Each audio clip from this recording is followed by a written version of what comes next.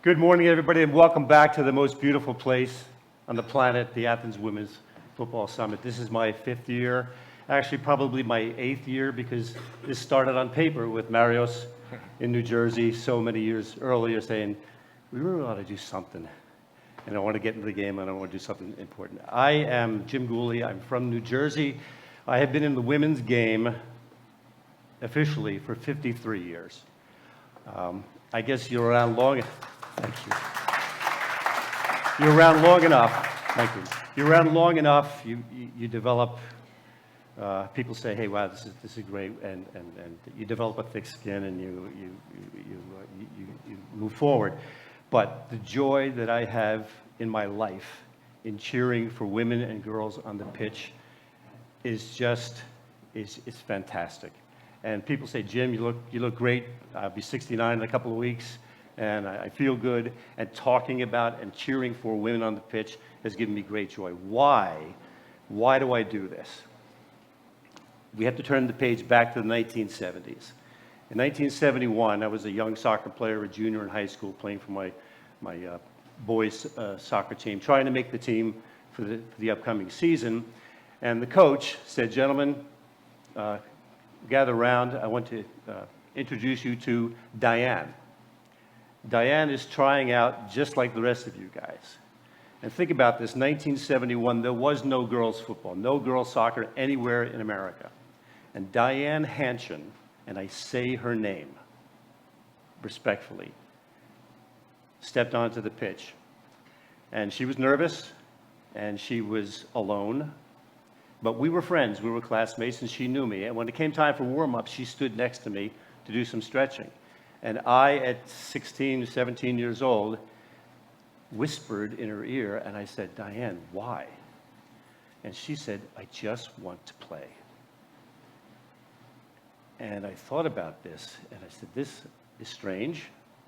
Why? And I reflected on this. And after 3 days of working very hard, the coach called everyone together and said, Diane has something to say. And she said, thank you. I can't keep up, but thank you. And she walked away with a tear in her eye. And I stood there, and as the practice began, I just stood there and watched her walk away. It took a couple of minutes for her to get into the school, and as she got smaller, I considered her. I simply considered her. Turn the page a couple of years later. I'm married, I have a house, I want to coach soccer. I walk into the local club, and I say to the registrar, Phyllis, hi, my name is Jimmy, and I think I want to help. Are you looking for coaches? Is there a space? I'll help anyone. And she asked, well, who would you like to coach, boys or girls? And I said, what's the difference? And she looked at me kind of strangely, said, okay. And I got a phone call the next day, would you like to help coach a girls' team? I said, yeah, sure, no problem. I did learn eventually there was a difference, and over time I modified my approach, and I became what was called a good coach for girls, and that's when the difference started to show up. I'm coaching girls, and I'm told you get this field because you're the girls. You get this level of competence, you get this resource or no resource because you're the girls. And I began to notice, yes, there is a difference, but only from men.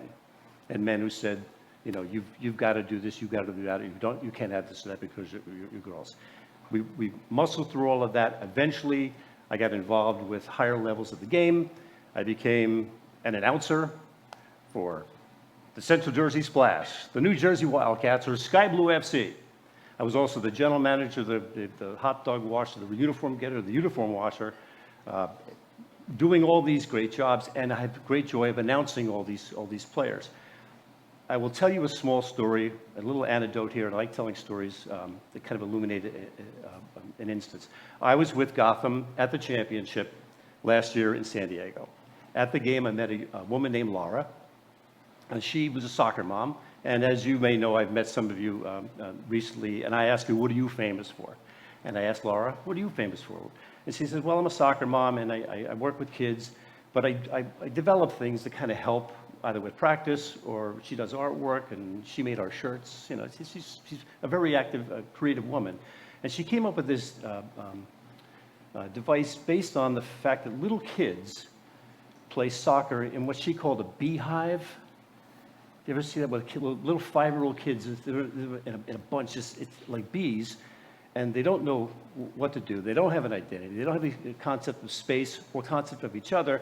And really what comes out of that is a brute. And everybody says, oh, look, there's Joey. He's the strongest. He's the fastest. He's got the ball. Well, what she did was she came up with these little wristbands. And the little wristbands are colored, and the tiger is yellow, and the bear is black.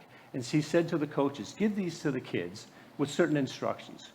And the instructions were, a tiger has certain characteristics, a certain identity, and a certain relationship with the bear, or the owl, or the eagle, or the monkey.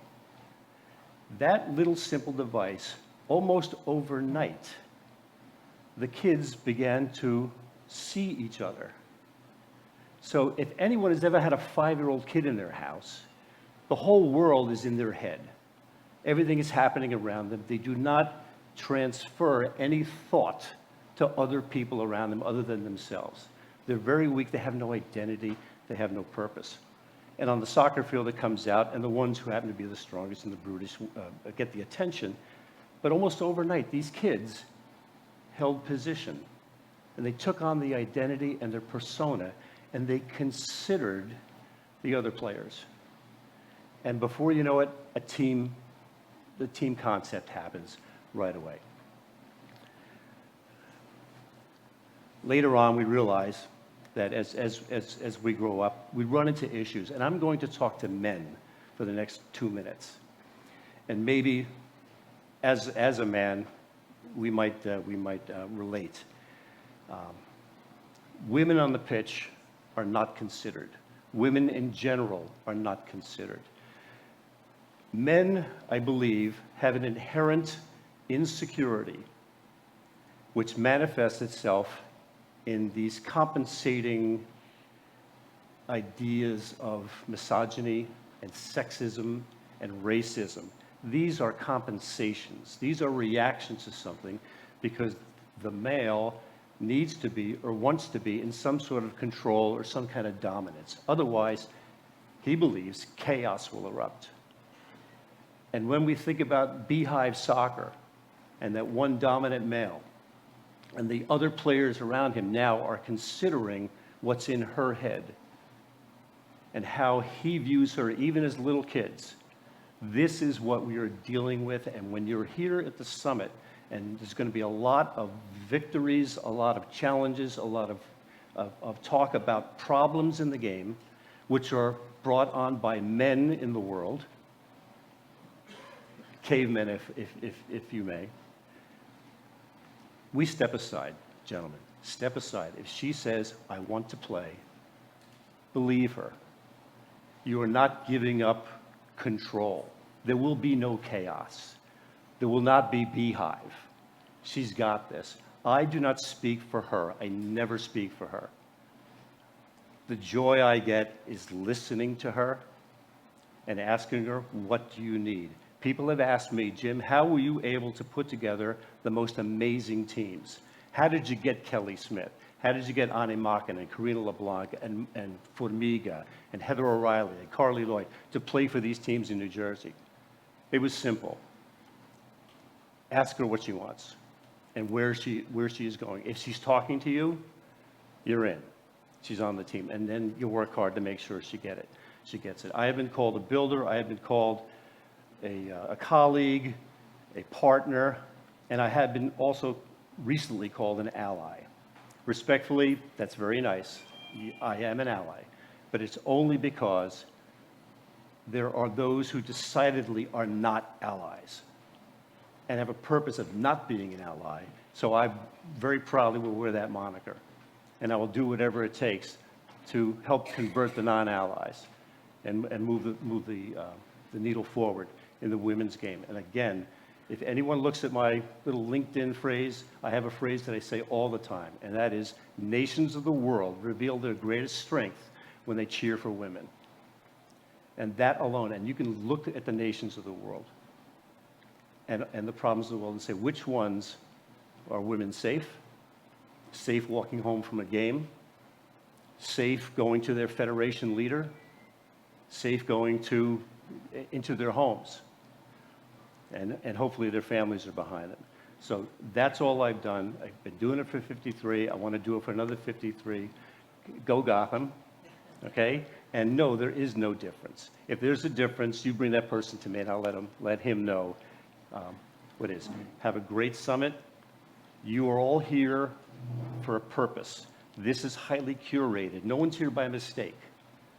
Okay, so to Marios and the team, you are here because you need to talk to that person. You need to talk to this person. Okay, there's power in this room. This is an incubator. Use it for the next 2 days. Thank you.